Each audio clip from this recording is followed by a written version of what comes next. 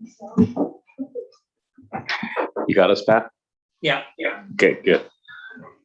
Good evening. Thanks. It's Wednesday, August the 11th. I'd like to respectfully acknowledge that we're standing in the unceded traditional territory of the Comox First Nation and call the meeting to order. First item, we're going to have to vary the agenda to accept a motion by Councillor Grant. So we have mover and seconder for that. Moved. All in favor? Say No, what it well, is. and then we will talk about the motion under new business. So just But we don't know what it even is. no, So the street it's party. it's a request for money to run 3 small concerts in the parks on the 5th of September, the Labor Day long weekend. Right. Okay, good. So I think all in favor of that. Okay, so we'll move down to the adoption of the August 11th meeting be adopted. Move. Second. All in favor? Okay, thanks.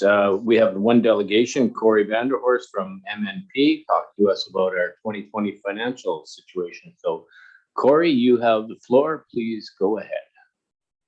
Thank you, Mr. Mayor. Can everybody hear me okay? Yes. Perfect. Thanks. And I'm not sure. There we go. Perfect. I'm going to share screen here. Hopefully this works. Yeah, we got it. Perfect. Thank you. Okay. So thank you for having me on. I've lost you guys. Hold on a second so I can see you guys better. Thank you for having me here today. A big thank you to Clive, the finance team, and the rest of the staff at the town for helping us do the audit again this year. As it was last year, some adjustments and adapting to the pandemic and limiting the on-site time, but trying to still be as efficient as possible.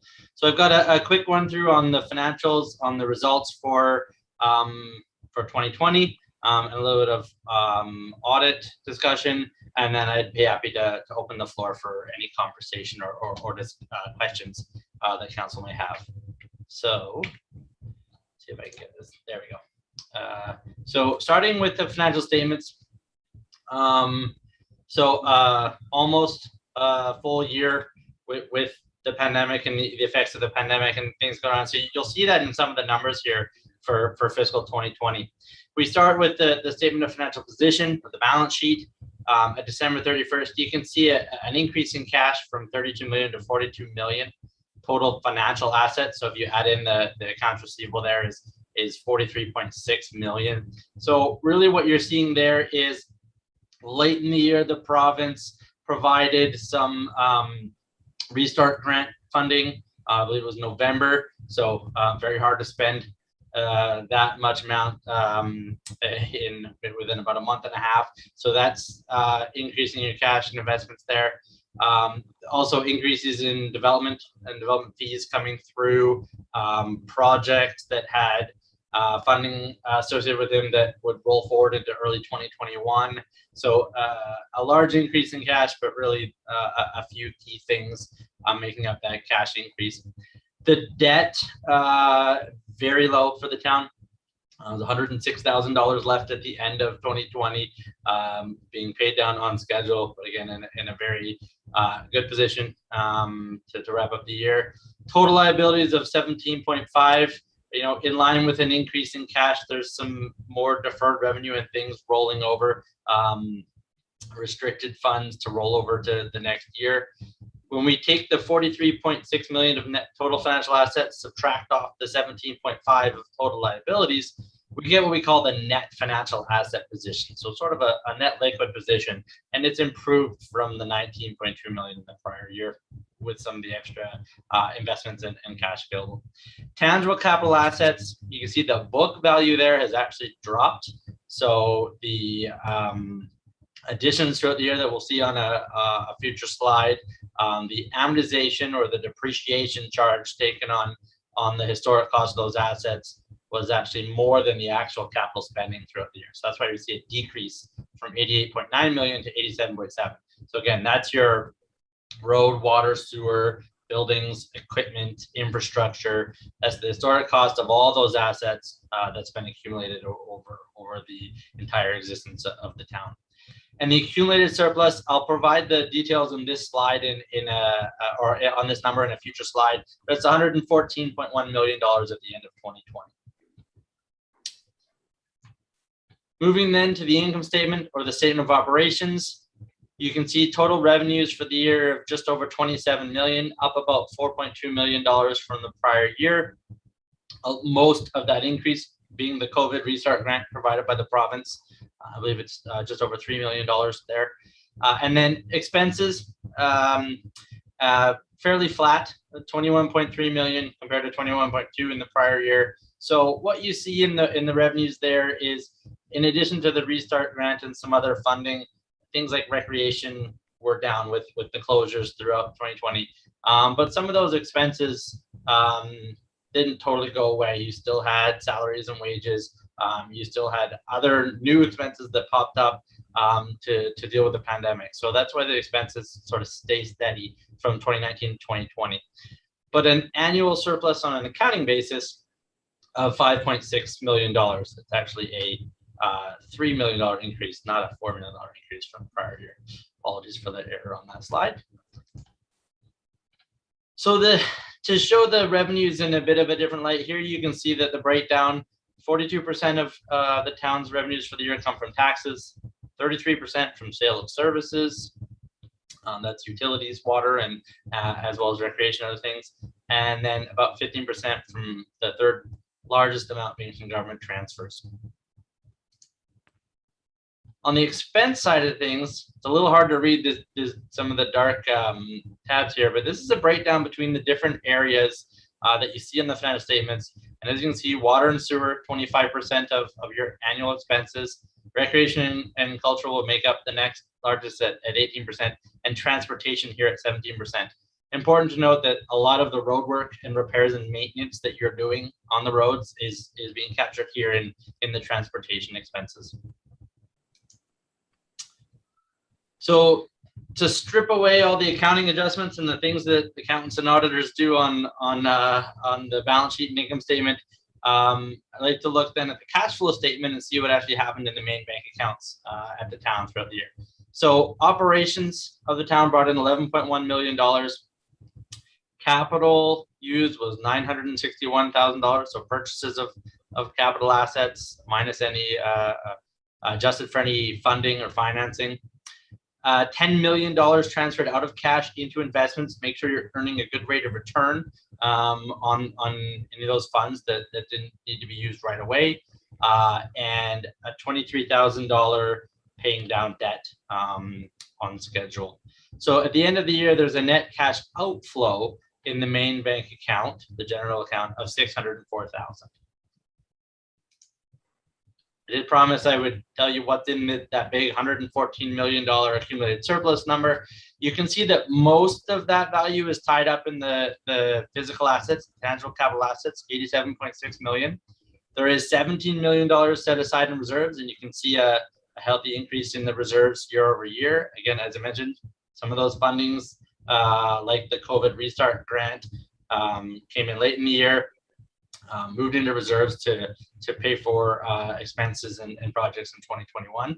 And then the operating fund has had a positive surplus, so it grew from 6.7 million to 9.4 million. Switching gears away from the financials to the audit and our audit process. So we are happy again to be able to provide what we call an unqualified opinion to the town. That is essentially, that's auditor speak for a clean audit. We are satisfied that your financial statements are prepared in all material respects in accordance with the appropriate public sector accounting standards. We're ready to sign the report after council approval here tonight. The minor outstanding matters were all wrapped up this morning, all of our finalization. So I've got an audit report sitting on my desk ready to send to Clive soon, so we go through the approval process. When we do our audit, we do a few things. We start by looking at the controls at the town to make sure that that we're comfortable that you're getting accurate financial reporting, that the numbers being provided to us are accurate. We sample transactions throughout the year to form our audit opinion, looking at what's on that balance sheet and income statement, or the statement of financial position and the statement of operations. We don't look at every transaction. It's just not feasible under for the cost of an audit.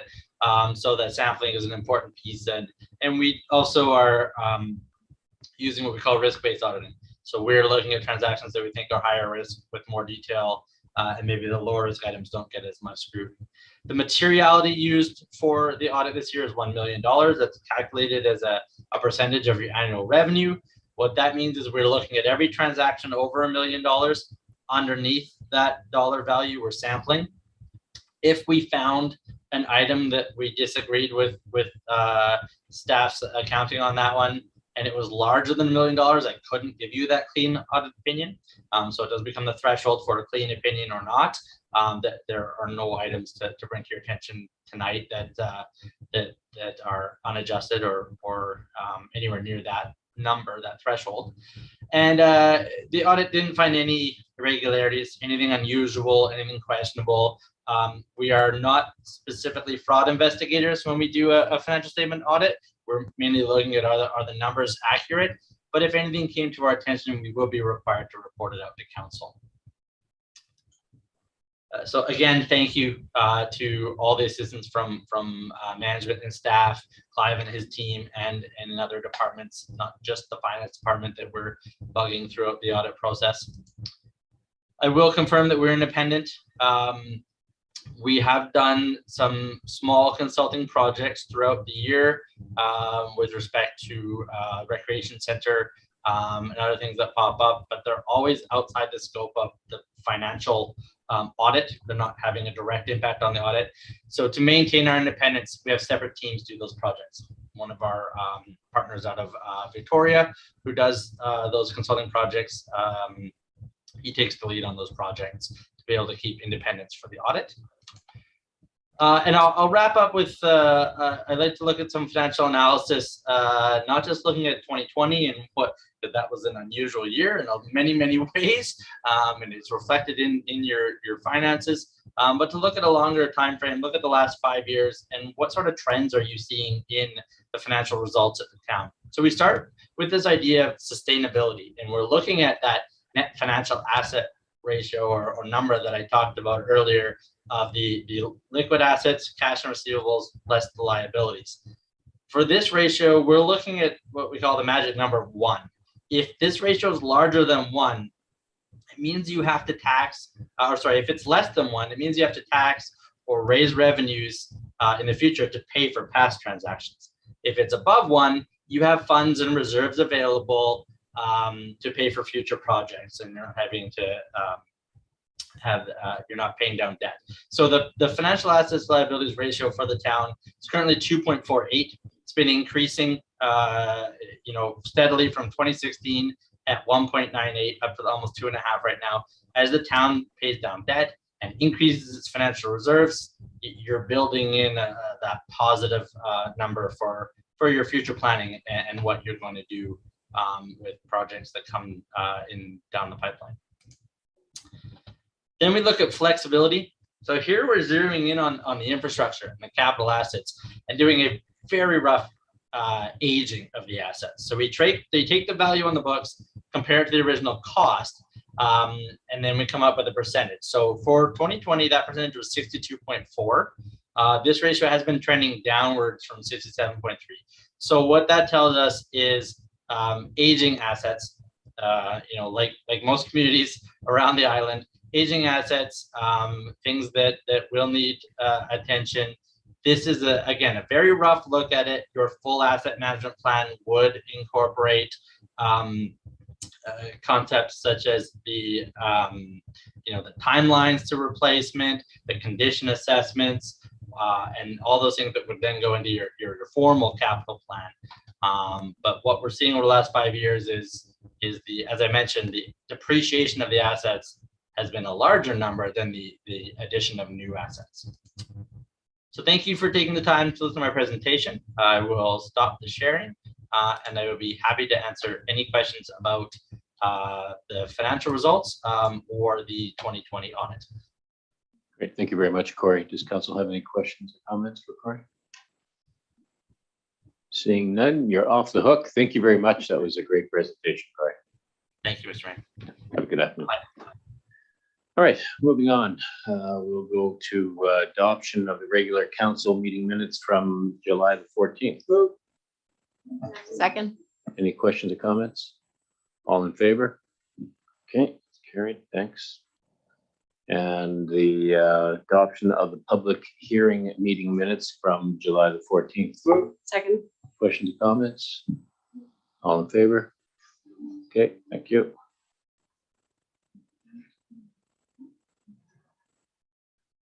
Okay, so I'm just seeing if they, do you guys want us to hold on to anything or just continue on? Or? Yeah, okay. So we're going down to the consent agenda and we'll need a motion. All in favor? And item by item, anybody have anything that they want to pull out? Councillor Swift and then McGowan and then Minions. And then Pat. Thank you. Could we Councillor pull Pat. out number 1? Email from Julie Benedict. Second. Okay, so discussion on that one. I just pulled it out because there seems to be some difference of opinion, and I thought we'd already dealt with this parking issue earlier, so I just would like to have some clarification on that. Okay, and I do believe there will be a notice of motion a little later on that. So do we want to talk about this or just wait till the notice of motion later? I'm fine to leave it till later. Okay. And then Councillor McGowan. And sorry, Councillor Swift, that was it, just the number 1. Okay, Councillor McGowan. I'd like to pull item 4, please. 4, that's from Marita Prado of the Healthy School Food. Yeah, so go ahead. So mover, seconder for that. All right, so for discussion there. Yeah, it's we've been talking a lot about this with the Policy Council, and there has been some forward movement in both provincial and federally. So it's kind of a good time for us to reach out and say, yes, this is something that we really want to do. So I would like to move that we write the Letter of support. letter of support. Yes. No, I agree. I think this is a good one. I know I've donated personally to one of the schools where my grandkids go to, and it's well received. So, okay, so good. We got that one, and then no. Yes, go ahead. Thanks. This came to the regional district yesterday and was passed unanimously with the clarification that the cost sharing would be between the federal and provincial governments, not funded locally. Right. So that was added into the letter. So maybe, Shelley, we can look at that, those wording for our letter of support as well, for the regional district. Yeah. No, but we're going to do a letter of support for number 4, and that Councillor Swift was saying that the regional district added that it should be provincial federal support. Correct? Anytime, Yeah, Yeah. financial support. yeah, it was anytime it said cost sharing, we included the description or clarification, I guess, provincial and federal. Right. Okay.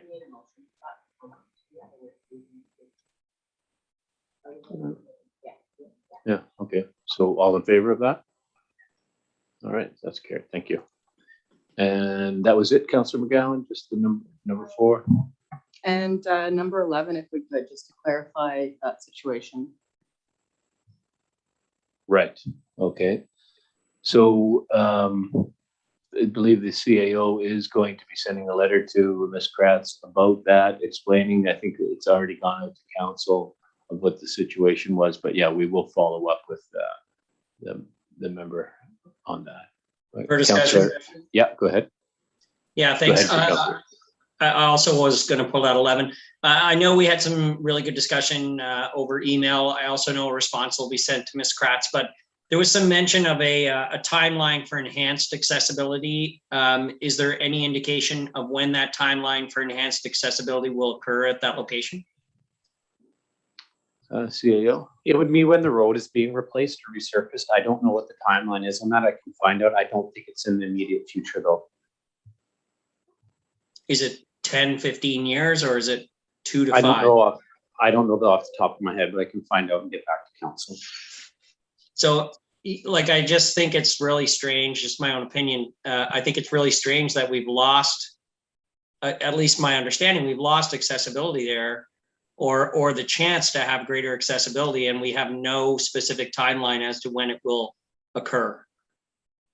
So there's no change in the accessibility is there as opposed to what there is right now. The area with the high barrier is going to be along Merlette, which doesn't have a sidewalk right now.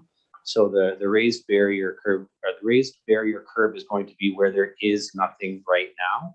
And where you get off the crosswalk has the rollover curb, which is what is there right now. So there is no decrease in accessibility. It is the same infrastructure as there is right now.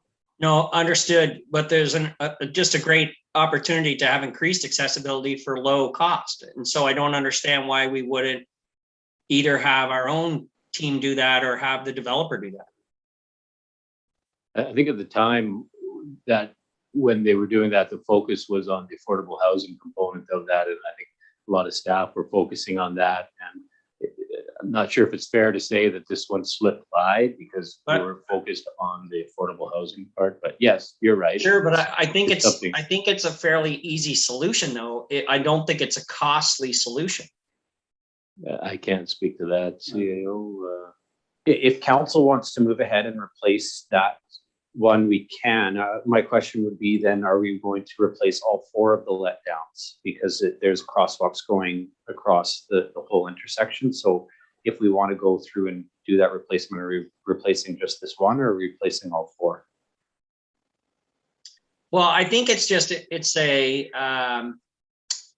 a matter of always thinking accessibility, not just is it 1 or 2 or 3 or 4. And when we have these opportunities in development, we just have to enhance accessibility. I mean, that's just how things have to be.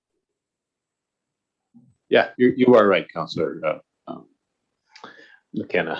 And yeah, perhaps CAO. Do we want to get Public Works to maybe come back to us with a cost of what would be to do all 4 of those in a further meeting? Yep. I think we have a $3 million excess I just saw from our financial auditors. So maybe it's doable. Yeah. So we'll get a report back from staff on that. Thank you. Okay, thank you. All right. Sure, you're in. Okay, and Councillor Minions. Yeah, we talked about the 3 that I wanted to, but one last one. On number 2 with the Brooklyn Creek and Dennis Strand from the Strata Council there, and again, I'm not sure if it's the full Strata Council he's representing. Is that something that Parks are planning to go kind of look at? And, I look at that and I don't have the expertise at all, but like there could be the Brooklyn Watershed Society that would probably know more about like the fish bearing aspect of that. So I'll let is the there any, CAO answer. I don't know how that letter would be responded to without kind of checking in with like a watershed society or something outside of our scope. Yeah, so there's been communication going back and forth with this resident, from what I understand, a number of times. So we do intend to engage with him again. The major concern, I think, has to do with the vegetation that's growing in, and it is part of our regular maintenance plan. And we will have the Parks Department going out and removing some of that vegetation before the rainy season. So that will take care of part of it. We have had that area looked at both by our engineering staff as well as the McElhaney, who helped build the overall plan there. And the professional opinion is that it is working as intended, and that the increased capacity that has been intended for that area is still there. As well as I did take a look at it myself, and again, I'm not a stormwater engineer, but it does seem to have quite a bit of capacity, and there's an overflow spillway just downstream a little bit behind the school. So it doesn't seem probable that we would ever see flooding there. And if we did in fact see flooding in that area, we would probably be looking at a lot of issues in a lot of areas, because we would have gotten to such a extreme amount of rainfall at one time. Okay, that sounds good. And would there be any opportunity for the watersheds? Like I'm sure they're watching that part anyway, and we have not heard from them. So there's been no engagement from like with concern from their group. Yeah. No concern, and every time we've looked at it, everything that's come back to us is it's working as intended. And there's areas down a little bit further that help create the type of flow and stream that the fish are supposed to have. So as of right now, it is working as it's intended to. Okay, thanks. And with that, CAO, just to go on with the cleaning out of the pond where the cannabis is, the detention pond, is there a move? Are we going to be doing that this fall? Because I'm noticing that that's getting quite filled up with plants. Yeah, that's something that we need to follow up with the developer on to have that circle closed. Yeah. Okay, good. Thank you. All right, so we'll move on to unfinished business. The strategic priorities report for receipt and file for information. Oh, sorry, Mayor, I wanted to pull 11 as well. Oh, sorry. Yeah. Yeah, we just did 11. Oh, I'm sorry. 8. 8. Okay, yeah, go ahead, Councilor. Yeah, thanks very much. Sorry, my cat is, anyway. Yeah. So number 8, so bottled water, it's going to become a pretty hot topic now that the rules are changing a little bit and plastics are changing a little bit. And, I'm exiting council. And so I just wanted to make sure that it's still on our radar. I know Councillor Minions will have this still on her radar and we'll keep fighting for this. I just wanted to put my 2 cents in that, having restrictions to bottling water is something that should be very important to us to encourage our not only our recycling targets, et cetera, for climate change, but I just wanted to get my punch in there before I exit. So thank you for that. Okay, all right, thank you. Well received. Just going to UBC. Yeah, so sorry, did we vote on, we didn't vote on the strategic one, so all in favor of 7A? Yes. Yeah, just had a question about the youth engagement survey. It says something about a facility assessment open to the public. So is that sort of step 2 of the original EOI that was out? It's for the youth recreation. When we were talking about either having something at the marina or a skate park or whatever else may be requested. Sorry, I'm waiting. So your question is on what the next step is in the EOI or just where we're at with the whole. So youth recreation the consulting firm that's going to be doing the work has begun. So they're looking at comparable communities to find out what type of recreation infrastructure is provided to their youth. They're going to be, they've already been to Comox, and they're based in Campbell River and Comox, to take a look at what we have, look at the suitable locations that we have. One of the items that is slowing them down is they're waiting until the school season starts to be able to capture as many youth as possible. So we just need to wait for school to come back into session, give the teachers a little bit of time to adapt to the classrooms, and then they're going to be going in to do that survey. Councilor Minions? Yeah, Councillor McKenna mentioned that at a good time. So I was going to ask about with the single-use plastics sitting at 3rd reading and that being something that communities can now discuss. Is that something that we can bring to our next council meeting in September just to discuss how we can move forward on that or take a look at what other communities are doing? Because just calling around, quite a few communities are going to look at getting activated on that and getting moving. So it'd be nice not to be at the end of the pack and have a discussion at our council sooner than later. Is that something that can fit in our early fall agenda? Yeah, we can certainly move that information right away. We have reached out, or the Comox Valley Regional District has reached out to all the municipalities and local government jurisdictions within their area and even outside. And so we're looking at setting a meeting up with everybody to talk about where everybody is headed and where it's going. The date for that meeting hasn't been set yet. So I guess my question would be to council, are you comfortable waiting for that regional meeting amongst staff to take place, or would you like to take a look at this before then? I think that highly depends on if it's like 2022 or I would say that if we can have that as one agenda item just to start the conversation, and by then we might have that information. So okay, my personal viewpoint would be put it on the agenda and then see where that's at. Yeah. There's a seconder for the next agenda. Second? 3rd. Yeah, I don't think we need to vote on that, do we? No, but in agreement to council meetings, that's good, thanks. Oh, that's a nice looking cat. Oh, boy, he's bigger than you, Pat. Yes, go ahead. 14-pounder, Mayor. Yeah. Go ahead. I don't know if I want to bring up the topic, but on the garbage collection with Mterra, I know we're obviously under a contract and the service pickups have been a challenge due to a variety of things from heat to staffing. What is like the alternate solution, or like what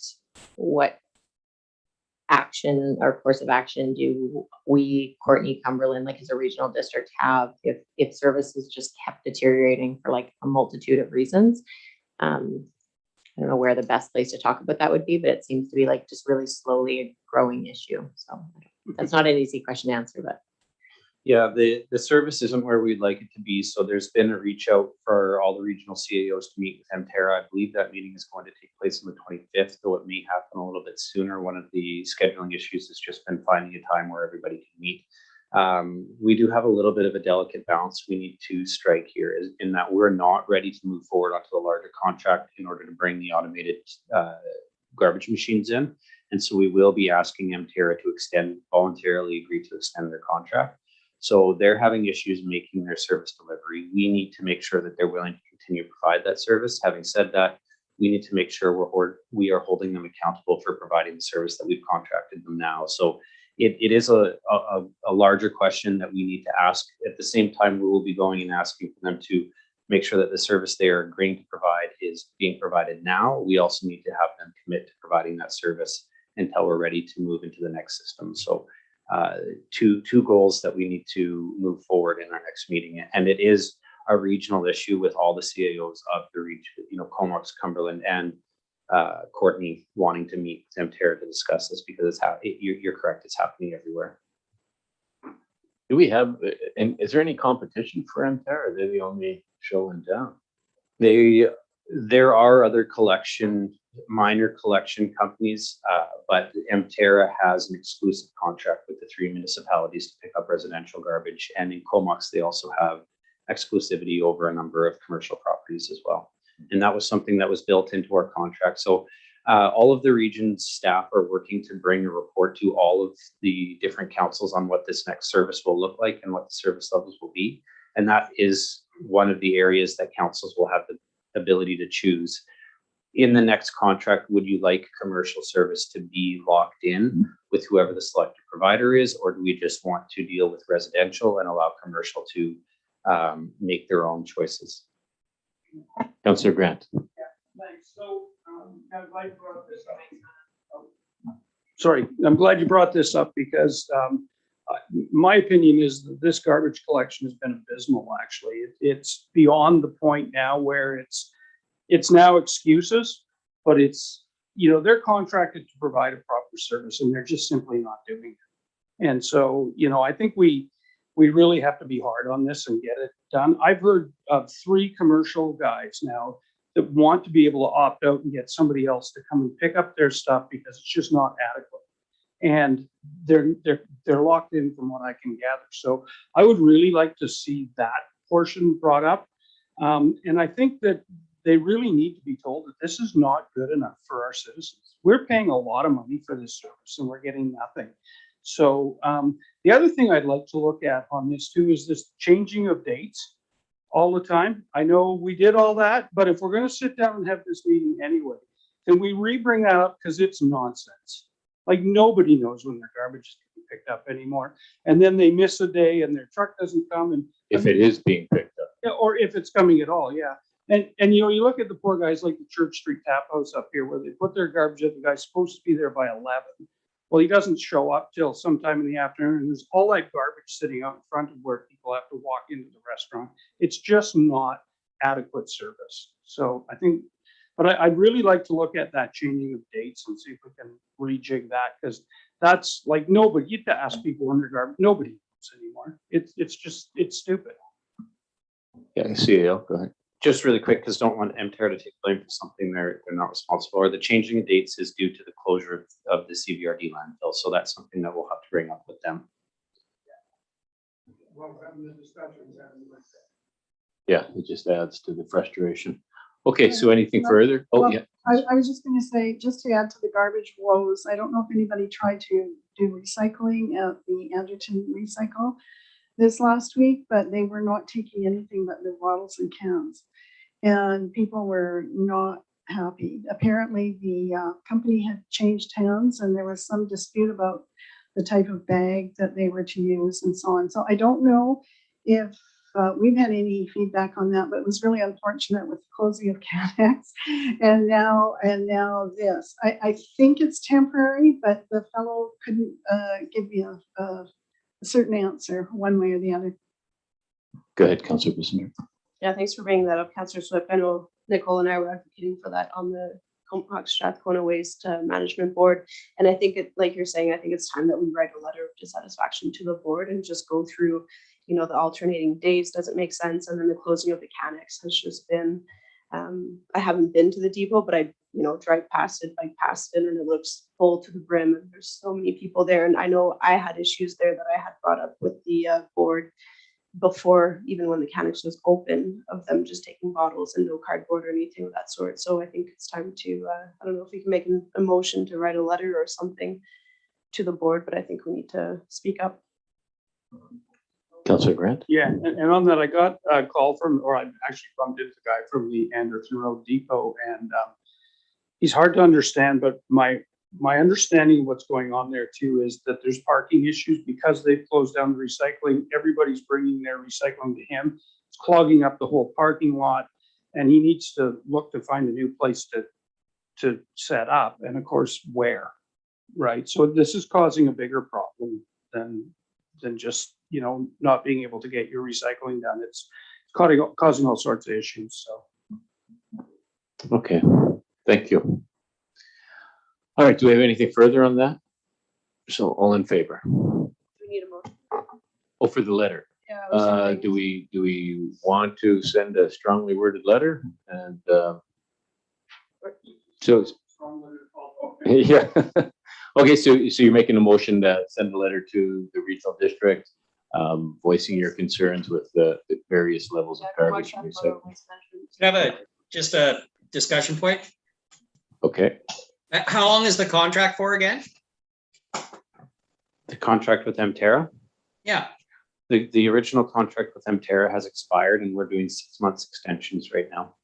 why don't we put an RFP out? Get somebody else. I mean, a shot above the bow is probably good for competition. So that's where we're headed, but we need to make a number of decisions before we get there. What type of service are we going to have? Are we going to allow unlimited organics? Are we going to move to bins? Are we going to go to the automated tipping machines?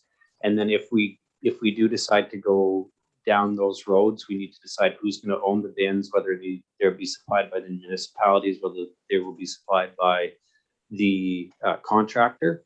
And this all needs to be decided regionally to a certain level. There will be options for customization within the municipalities, but one of the goals that the municipalities are working towards is to release that larger RFP with us all going at the same time in order to attract more applicants as well as decrease the overall price. So if we went out and issued an RFP right now, we would, for the same type of service we have, then we wouldn't likely be moving to things like automated tipping. Okay, I don't think they're bringing their C game right now, right? It started with a B game, now they're at their C game. I don't think it's going to get any better. So I think the faster you can move towards an RFP, I think the better off you would be as a group, as a Comox Valley, maybe even as Campbell River included too, right? And Campbell River is included in these discussions, and I know councils and the community's frustration on this. This is something that we need to move forward and look at and get these things done. We are meeting quite often now in order to try and sort these things out, and then as well as bring it back to council. So we're hoping to do that as quickly as possible. And again, I think we do hear the frustrations, and we're looking to have that meeting regionally so we can relay those frustrations to Emterra as well. okay, Thanks. and then so Councillor Bissinger had a motion for a letter. Did we have a seconder on that? Okay, so Is this something, Jordan, you can draft up? We can review and just send it off to the regional district waste folks and just voice our frustrations?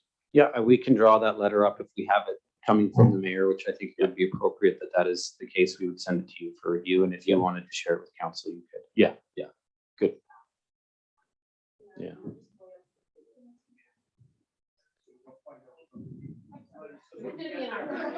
Mhm.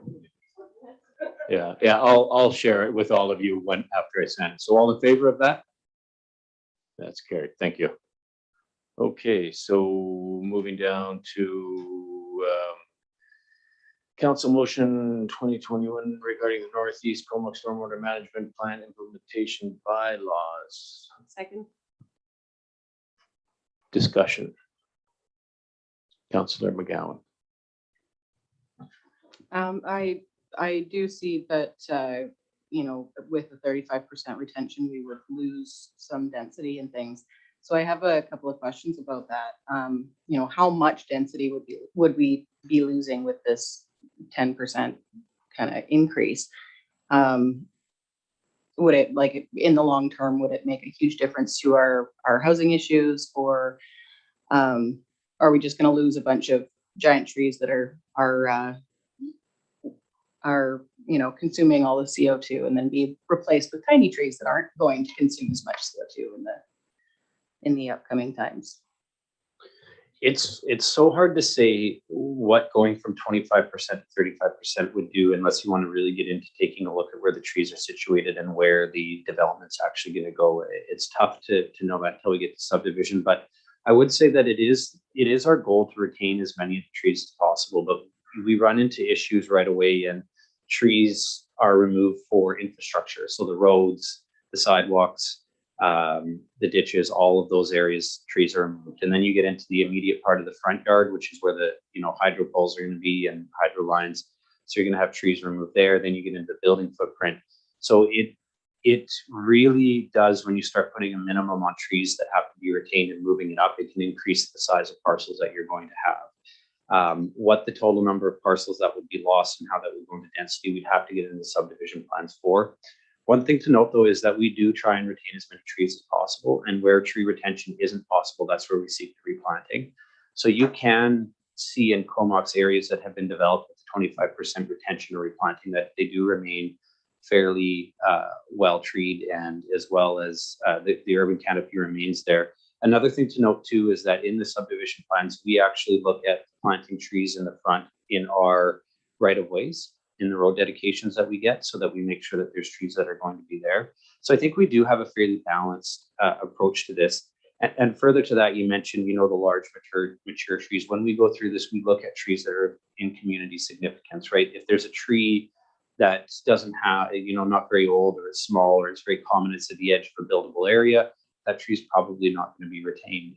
If instead we have a tree there that's, mature, of high ecological value, then we will say, okay, you're going to have to move, or you're going to have to adjust in order to retain it. So we do go through that. And ultimately, it's the planning department and the parks department who make the final calls on those.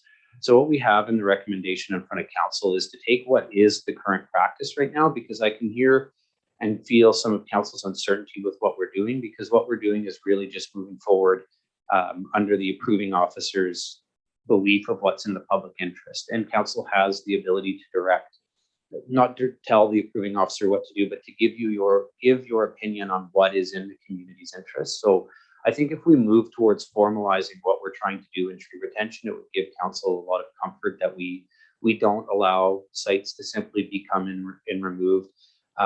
The amount of work that we put into retaining trees on in any given site, whether it's in a subdivision or redevelopment, or the single family home splitting, a lot of time goes into tree retention. A lot of negotiations go in with the homeowners, and in some cases, significant expense to the homeowners and developers to prove to us that a tree needs to come down, or to make sure that tree stays within the development. So I do feel we have a fairly robust and probably leading edge process right now to make sure that trees are retained.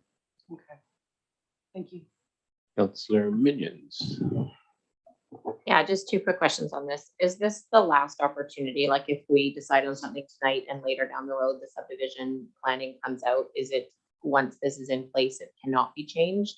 And then just, that's kind of an easier one, hopefully. The second question is there the ability to do some form of a hybrid where we say it's up to 35%, but that could include on a per basis, you know, retaining 10% and then replanting 25%? Like, can there be a model where it's depends on the So development fund? That's Alex and I were talking. Yeah. About that. it can be changed in the future because it's a policy. Right now, once subdivisions are approved, then you can't go back and change what's been approved in those subdivisions. So it can be changed for anything moving forward. We anticipate getting in subdivision applications to start coming in towards the end of this year. So there is time to make the change. You could put that type of requirement in, minimum 10% retained. I guess my advice to council would be that we are already moving to retain any trees that can be retained on the site. So if you say, okay, a minimum of 10% trees retained, does that then give the developer the impression or the authority to say, okay, well now, staff may have required 20% to be retained, but the rules are only 10% must be retained, so now more are gone. Or we get to one parcel where 10% just isn't viable, so we're going to have to extend the size of that parcel or create issues within the whole subdivision plan. So you can certainly put those type of regulations in, but it takes away the flexibility from staff. I think what would be more beneficial and come out with a better result is just to create a policy that indicates to staff that retention is preferred whenever possible. So if we're at 15% retention, or even maybe some lots we get up to 25% retention, that's great, and that's what we'll go for. But if there's a lot where we can only get to 7% retention, then that's what we would do as well. Having said all that, it's council's prerogative. If you want to say 10% must be retained, then you would put in that 10% must be retained. Okay, thank you for those two towns.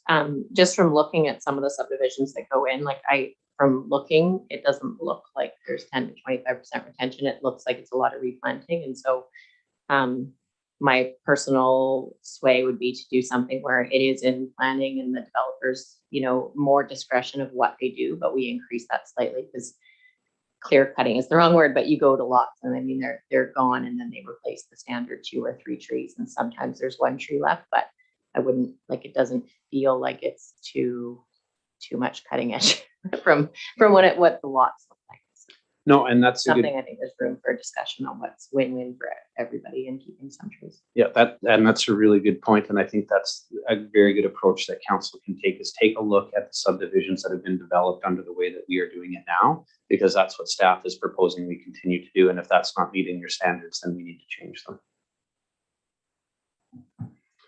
Councillor Swift. Thank you. I guess I would be in favor of any policy where there is some flexibility for the staff, because when we do things by the book, by the number, sometimes we end up coming up with something that isn't common sense. And that is really disturbing for everybody, because they don't see the point, or it's going to severely alter what they can do with their land in terms of playgrounds or whatever they need to do for their yard.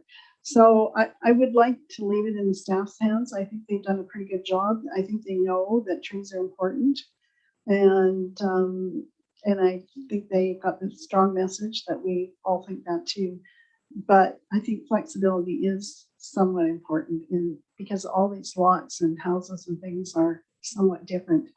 And the other thing I would draw your attention to, if you go through some of the older subdivisions where the landscaping has grown up, it looks quite presentable now.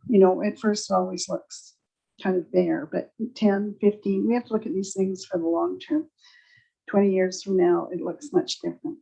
So I'm happy with what's going on at the moment. Thanks. We have Councillor Bissinger and then McGowan. Sure, thanks. And yeah, just looking at the 25% and looking at subdivisions that have recently been developed, like the one on Silversmith and Beckton, I think that one is pretty, not to, the standards that I would have liked to see it in terms of tree retention. I know there's certain things that happen there with the permits and bonds or whatever that had to get cashed in for it.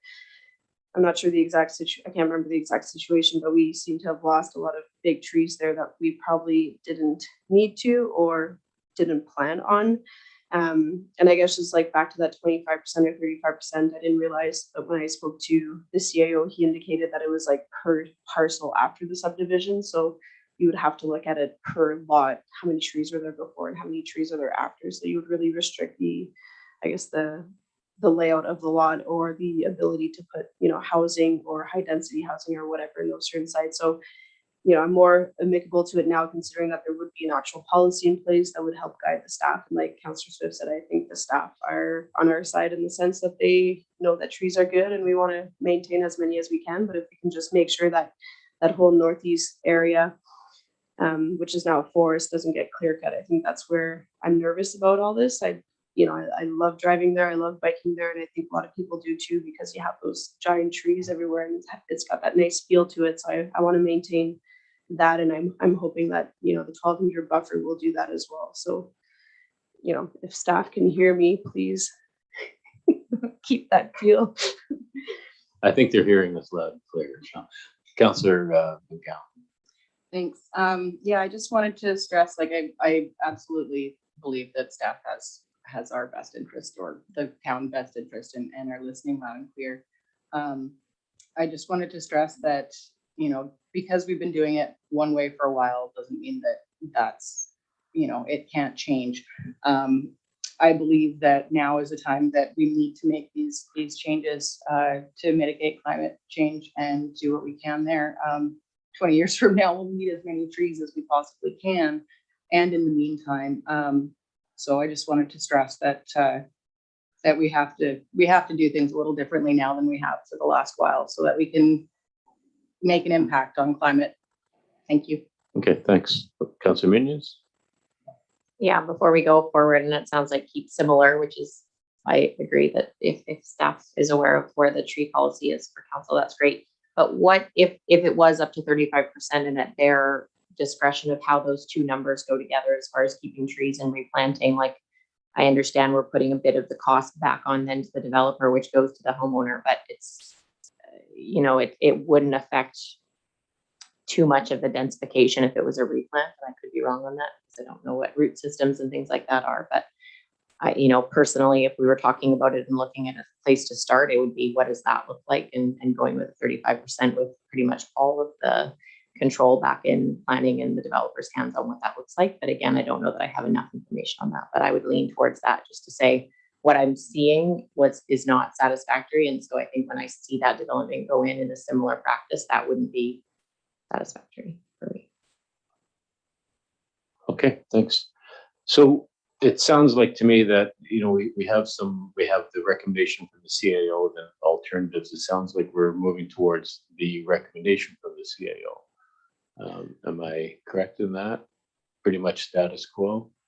It appeared to me that I agree that council's headed towards the recommendation with debate around what the 25% number would be. Yeah. Not something that you guys need to deal with tonight, because this recommendation is just to bring back a policy. Mm-hmm. So if you were to pass this recommendation, we would look at creating that policy. We'll bring it back to you and then you can approve it, modify it at that point. Okay. Councillor Bissinger? Yeah, sure. I don't know like how much extra staff time it would be, but if we have like an actual lot down Pritchard that has a subdivision plan to it, would it be hard to sort of put a scheme together of what 25% would look like, or 35, or replanting, or retaining?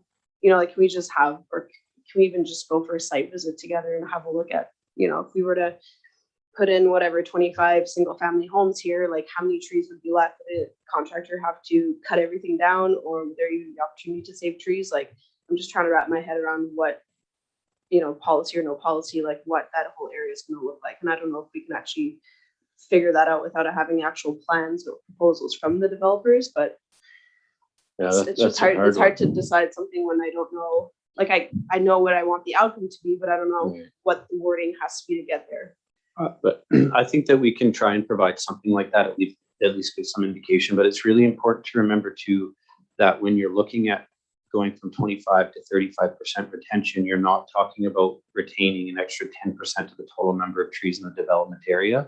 we're just talking about increasing by 10% the number of trees within the parcels, because there's going to be a lot of trees lost for the infrastructure, right? So I just want to help put that picture in the council's mind, that we're not talking about increasing the total number of trees in the area to be retained by 10%. We're talking about increasing the total number of trees to be retained within single family dwelling lots by 10%. So it's going to be, I think it'll be a disappointingly small number at the end of the day, I guess is what I'm trying to say. So let us do what we can to provide you that information, but I just wanted to set expectations before we go down that path. Okay, sounds good. Councillor Grant? I think it's also, I mean, you have to really look at the size of the lot. Like if you have a big half-acre lot, it's easy to retain trees. But when you've got smaller lots, like is what we're going to, because we're looking to make them more affordable and get more density, it's really hard to retain a lot of trees on a really small lot. Just the actual foundation itself will disrupt roots and all sorts of other things. So, you know, it really, like every lot and every place is going to be different. It's going to change on every single one. So, you know, when you look at those Silversmith, they're fairly small lots. And of course, the developer did take down trees and he shouldn't. So it's hard to really compare to that, because I don't think that's a fair comparison. But just know that if you're going to try and get smaller lots, it's going to be a lot harder. Okay. So we talked about the recommendation of the CAO. Do we want to have a mover seconder? Do we want to look at, did we have a mover and seconder on that? Yeah, okay. So then all in favor? That's was 4. Any opposed? 1, 2, 3 opposed. Sorry, Councillor. Yeah, my hand was up for in favor. In favor. Okay. All right. Yeah. Yeah. There's a time delay. I'm sorry. Yeah. What does the cat think?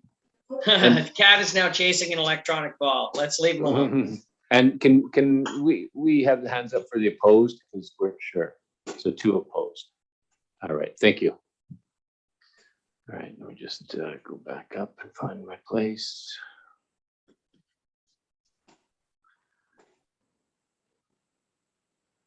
Okay, and this is the road closure on 2137 Comox Ave. The recommendation from the CEO is Second. Okay, and any questions or comments on that one? Pretty straightforward. All in favor? That's carried. Thank you.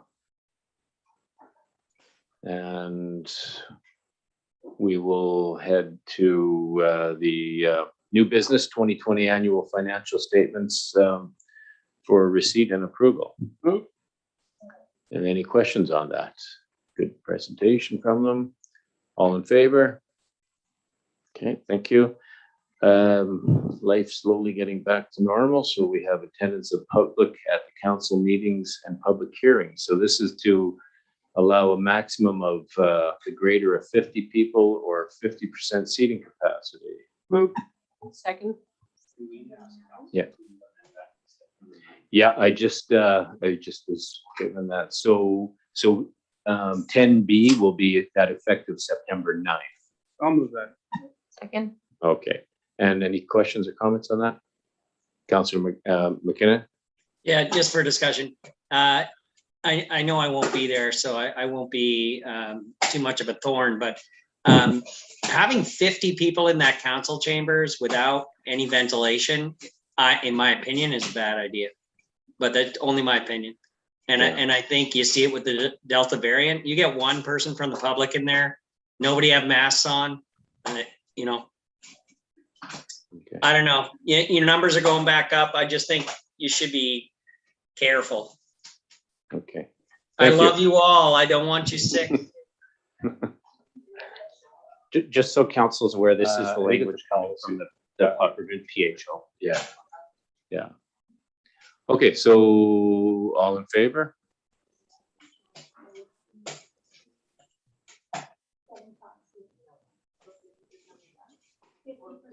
Can you use?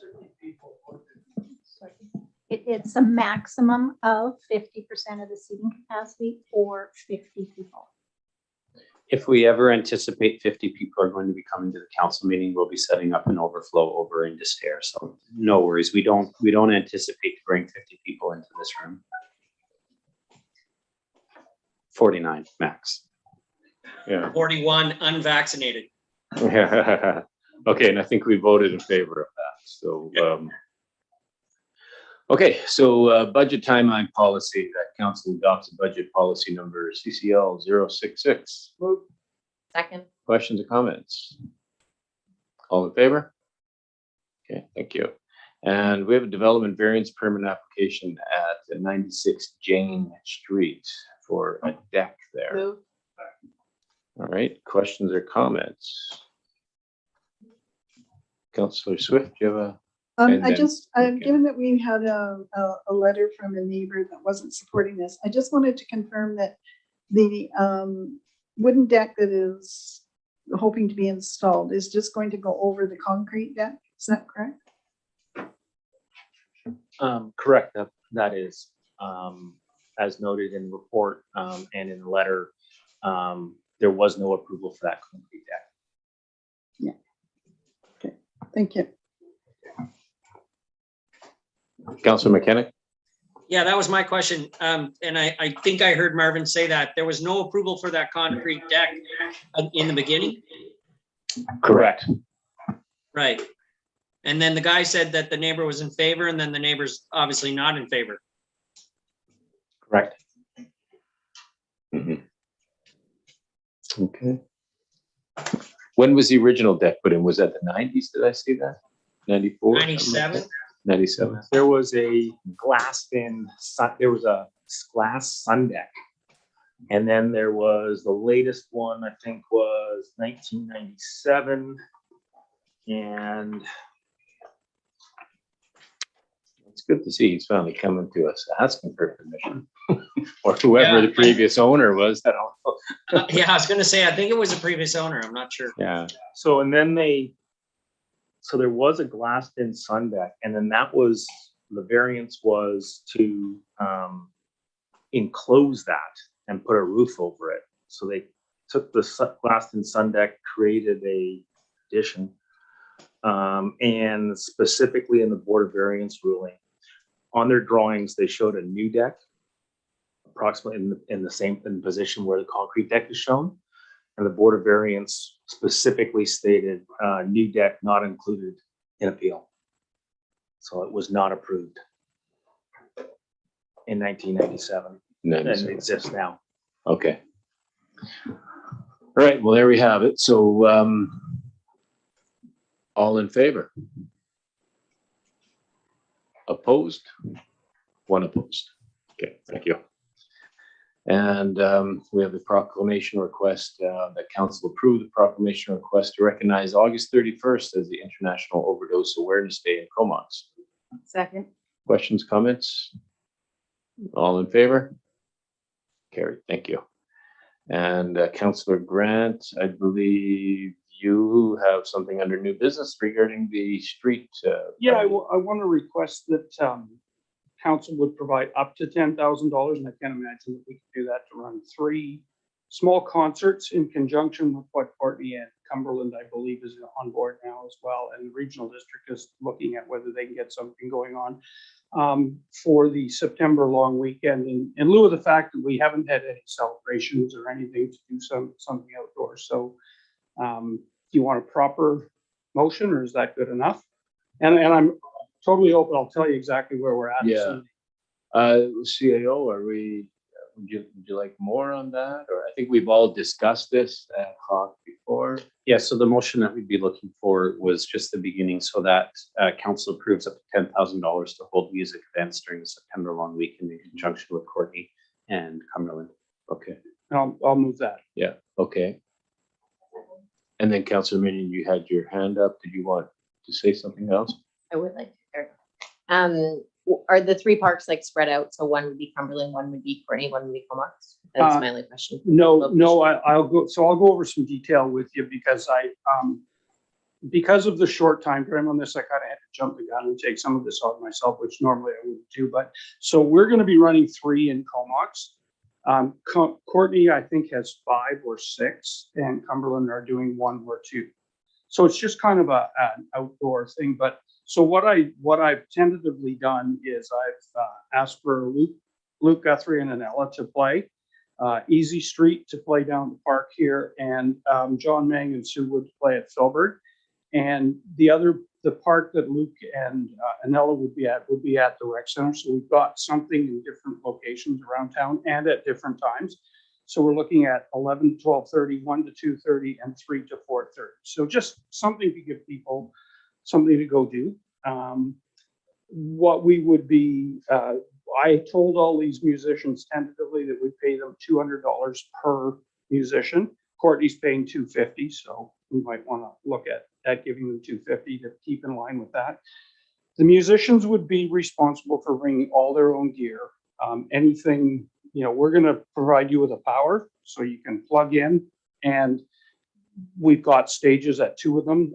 We'll work something out at the rec center, but really there's not much to it.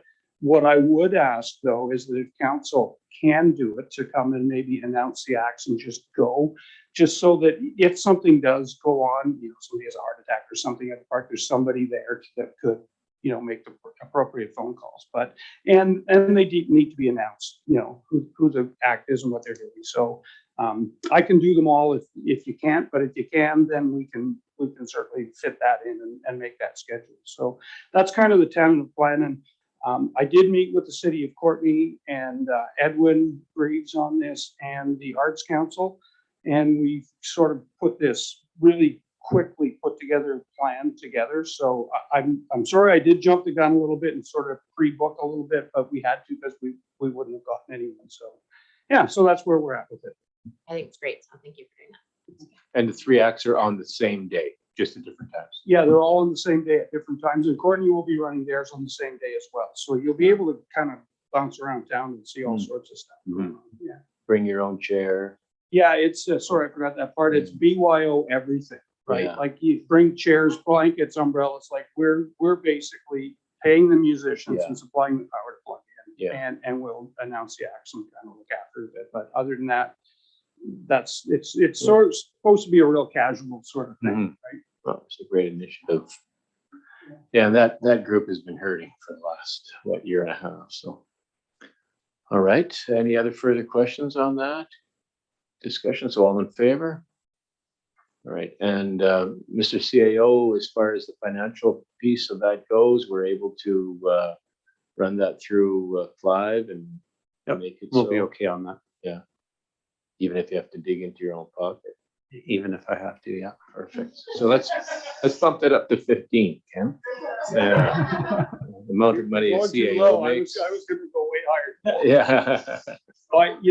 I think honestly that, I'm asking for 10, but I think that if we ended up spending 5, that would be a lot. I can't imagine how we would do that, but just so we know. Okay. Good. Thank you. So, all right. So now we'll notice this motion, and Councilor Bissinger, I understand you have something. Sure, thanks. And it's basically just a follow-up to the letter that we got from Mr. Julian Benedict about the parking situation at the Beckton Estates. So the motion notice of motion is that the street parking area on the north side of Beckton, closest to the intersection of Beckton Drive and Silversmith, be increased from approximately 45 feet to approximately 90 feet. And hoping that that closes it. Mhm. I guess you have to vote on it or second it. Somebody. Okay. And then if I can discuss it, that would basically add, I think.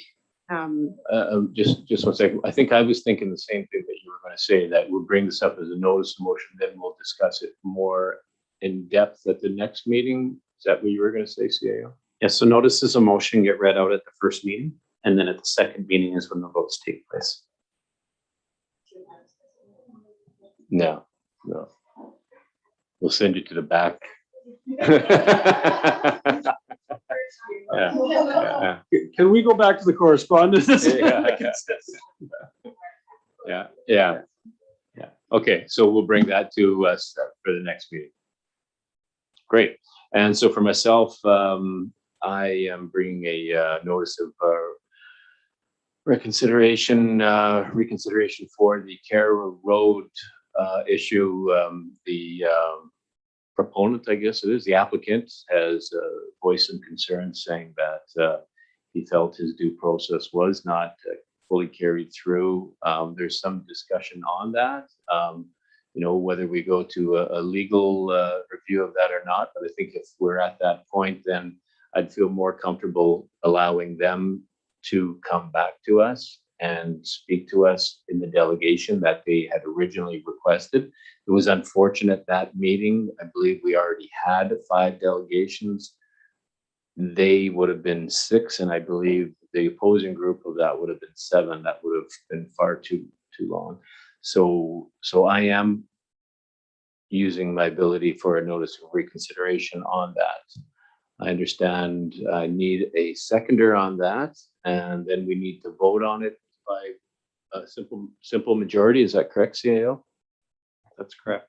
Okay. Are we able to discuss this or? So just to go through the process, right now the motion to reconsider is up. So you'd have to pass the motion to reconsider, and then the motion becomes live on the table again, and then you would decide what you want to do with it at that point. So there's my motion. Do we have a seconder? I'll I'll second. Okay, so all in favor of that motion? So we got 4, 5 in favor. Okay, so for opposed? 3 opposed. All right, so now we can open it up for discussion about what I would like to see as, as I had said, I would like the ability to have the applicant come back, do the delegation presentation as they originally had requested, that we bump them out, and basically taking a step backwards for one meeting on this. And I don't see there being any additional work done by staff on this. You just be bringing that information back to us in the September meeting, and they'll have their delegation, and then we will then vote whether or not we want to send it to the public hearing, as we did the last time, which was turned down.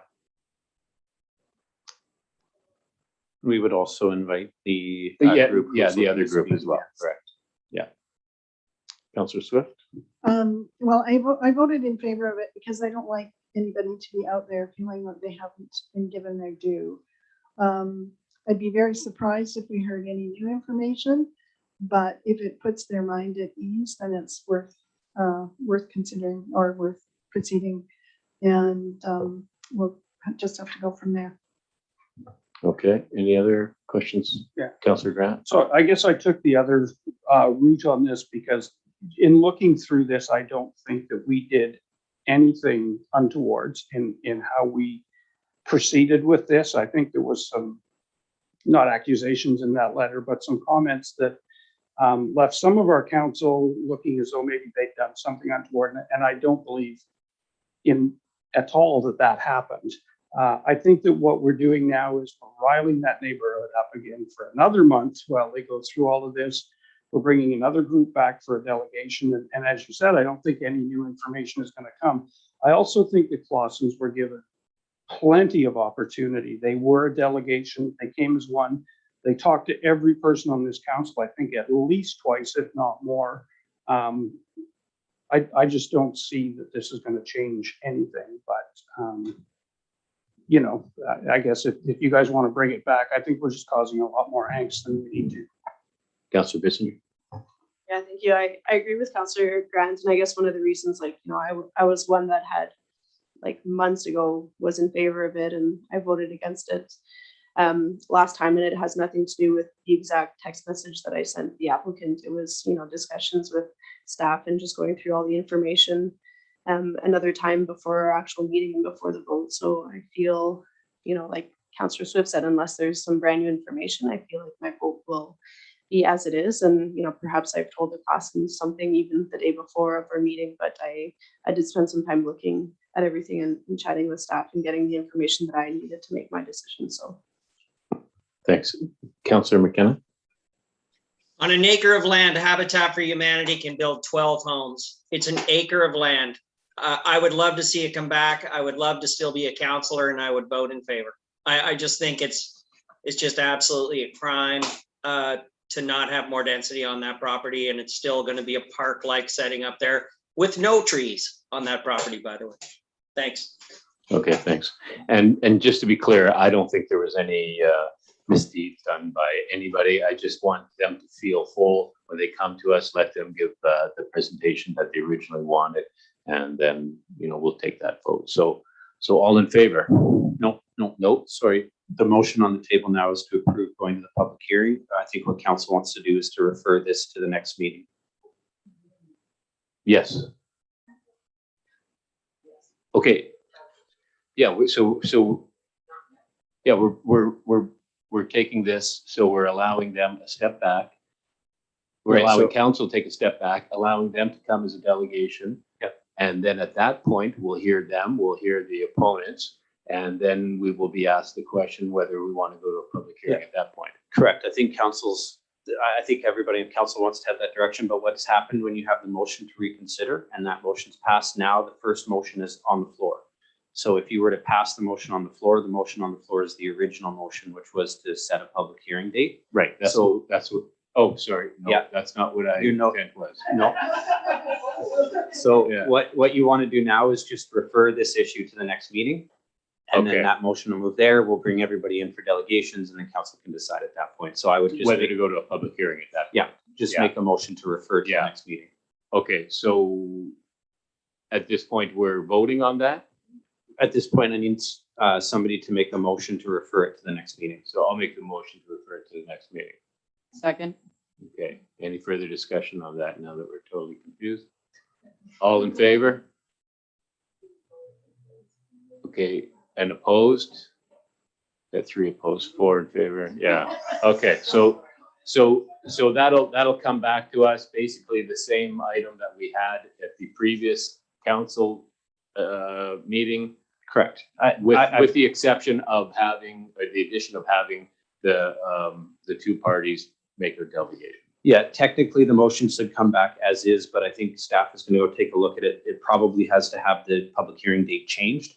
Right, yes. Yeah, But fair. functionally, it'll be the same thing. It'll be at your next meeting and we'll make the invite to have them and whoever else wants to come as a delegation to speak on it. Right, okay. Good, nothing's as clear as we like it to be. Okay, so thank you. We have correspondence. Correspondence regarding the formal acknowledgement of cultural heritage policy with KFM. Move that we receive this and refer it to staff for comment. Okay, Second? second, okay, for discussion. Councilor Minions? Yeah, I guess my comment was similar to Councillor Grant. I know that this policy was created last October, so it's coming around to its first year, and this is kind of the first time that we're considering it at council. So to me, I don't know if there's some sort of education base or meeting base or area that we can discuss. Reading through it, there was a lot of really good information in there, but also some questions on what is the actual implementation of that look like when we have planning departments. And I had a lot of questions after reading it. And so I wouldn't just want it to come across us today and then in a year we kind of bring it back up as a review of all this, something that came across our desk. And I had another specific question, but I forget. So kind of what staff thinks the best place to proceed with this information. Oh, the other question was it's been 10 months, but I think it's just come across recently. Have we had any experience with an application or anyone that we know of that's gone through this process in the 10 months? So we have had one applicant that we've referred to Comox First Nations. I'm not sure how that ended up working out. Certainly follow up and find out. But as far as the steps that council's taking, I think you've taken the right step. You've moved it to staff to take a look at. There's regional conversations, and this is something that we're going to be looking at with Courtney, the Comox Valley Regional District, and Cumberland to extent as well. And there's places up Island too. So we're all going to be working together to see how we can bring this forward. And even before the state, we've been in communication at a staff level with the Comox First Nation staff to ensure that we do understand what they're asking here, what can we do to implement it, and those discussions have started to move forward, and I think will bear fruit in the future as well. Okay, thanks. And Yeah, hopefully we have some opportunity to maybe try to meet with the KFN. I know there's some new staff there in like the next 6 months, because I know that's been something we've been trying for. Side note. Well, and just as a side note, you know, the sewer commission and running the new line is running right into this right now. So, and it's probably going to mean realigning the line, which I don't know what the implications of that are to Comox quite yet as we get through the top of the hill, but there'll be a realignment. So based on basically this, the cost would be just astronomical to go through where we wanted to go. So. Okay, so the motion is to send it to staff. So all in favor? That's carried. Thank you.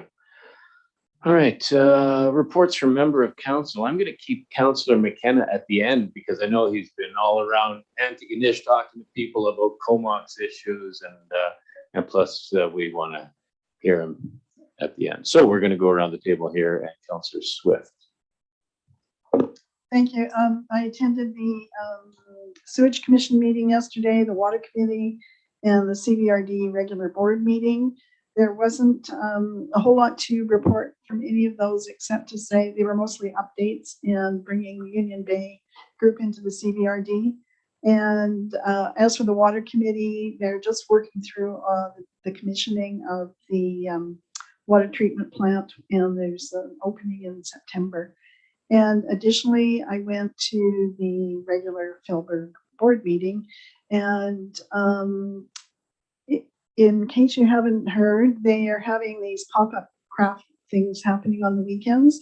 So you might be interested in taking a stroll down there. It's small, like 4 different crafters, but they're doing different ones all the time and occasionally accompanied with entertainment. So something to check out if you've got nothing else to do on the weekend. And that's my report. Thank you, Councillor McGowan.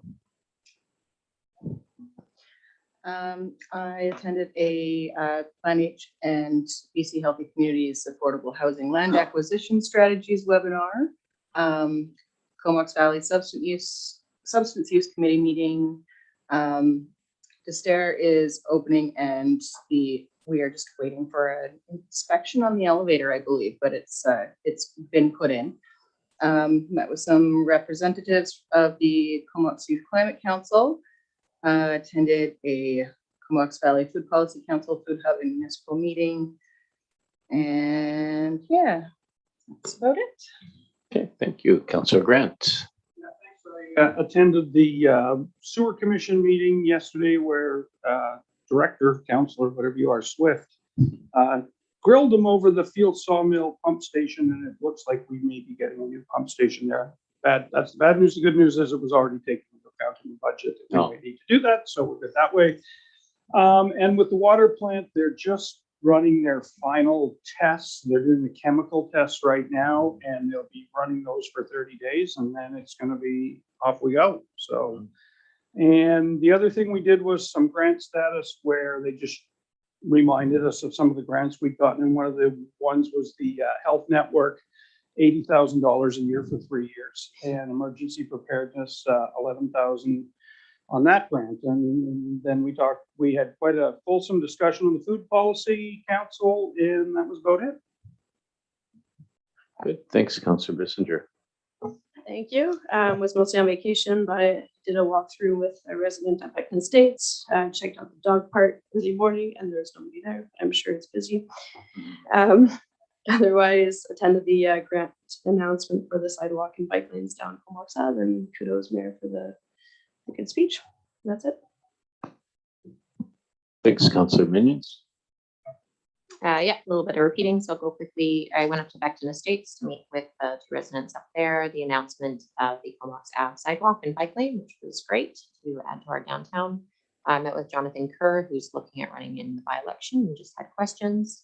There was the sewage meeting yesterday, a couple Terra Road visits and 1 conversation on the phone, and just making a couple calls on that single-use announcement to other communities that got stalled on it to find out where they were at.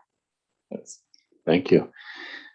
And Councillor McKenna, this is the last run from you. I don't think we're having any meetings before the end of August. Is that correct? So I just want to say on behalf of all of us around the table and all of the residents of Comox, thank you very much for the service that you've given us. It's been very passionate, driven. You really brought awareness to myself about some real affordability concepts that we can do to help people move things along for housing. And I just, from a personal note, you've been a friend for good 15 years. He taught my son how to play basketball and at school, and he's been a good friend. And he always got me tickets to Music Fest too, so I'm going to miss that. So it did cost me a case of beer, but so I will turn the table over to you, Councillor McKenna. Yeah, thanks, Mayor. I just, unsurprisingly, I didn't do a lot of Comox business in the last month. I do have one more Community Justice Center meeting next week, which I'll attend, and then I'll turn it over to everybody. I just wanted to say thanks, because it's been a hell of an experience. It's a really hard job. Anybody who puts themselves in this chair, Councillor Swift, Councillor Grant, you've been in the chair for a long time, and I just wanted to congratulate you. It is not an easy job, and there's a lot of research and there's a lot of pain that goes into this position. I think you have to immediately understand that, the people that you make the decisions for, half of them are not going to like the decisions you make, and you have to really tuck that away and learn how to deal with it. I did meet with Jonathan Kerr as well, and I gave him my endorsement. I've known Jonathan for about 6 years. He's a very, very strong candidate and a very smart man. So I think he'll be a very solid candidate in the by-election. I also want to thank the staff. I think, Comox, the town of Comox, I really didn't know very much before I started, obviously. And man, did I learn a lot. And, I'm not going to name names because I think every one of them does a heroic job. I think all the departments are running really, really well. And I think that's kudos to all the leadership, the executive team and all the staff that just really care about the town of Comox when they do their work. And that's evidenced in the gardening. It's evidenced in the waste management. It's just evidenced every time I see it, and really going to miss Comox. And, finally, just I want to thank the residents of Comox. I think Comox is like a special place. I also think Antigonish is a special place, and we're figuring it out. It's not been easy the first month. In fact, I dreamt about mountains last night, and I really miss the mountains, and I'm really going to miss the mountains. But I care for you all deeply. You're all, I consider, friends. I know there were times we made decisions together that were on the opposite sides, and then afterwards we shook hands and we come out fighting, and then we shook hands and we hugged.